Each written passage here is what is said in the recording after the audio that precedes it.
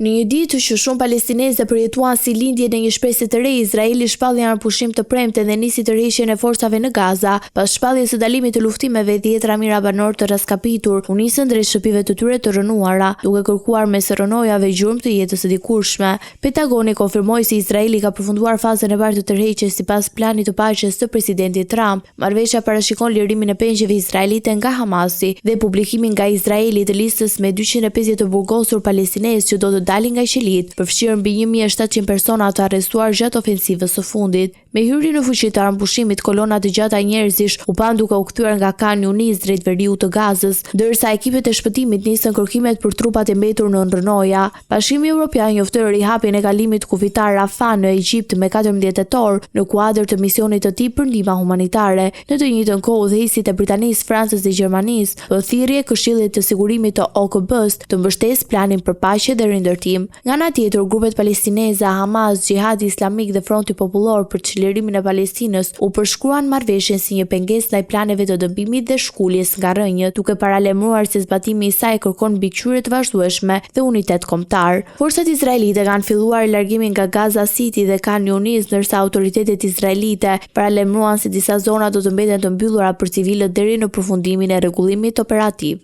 Sipas të dhënave për mbrojtjen civile, rreth 200.000 palestinezë janë rikthyer tashmë në veri të Gazës, që prej nisjes së armpushimit, por pavarësisht atmosferës së festimeve në të dy anët e kufirit, dilema e madhe mbeten: çarmatimi i Hamasit, garantimi i sigurisë afatgjat dhe e ardhmja e politikës së Gazës. Plani i propozuar nga presidenti Trump parashikon krijimin e një autoriteti kalimtar për administrimin e territorit, por Hamasi e ka refuzuar, duke e cilësuar si përpjekje për uzurpim politik. Ndërsa tymi i luftës fillon të shpërndahet, Gaza mbetet një plagë e hapur, ku shpresa për paqe dhe dhimbja për humbjet ende ecin krah për krah.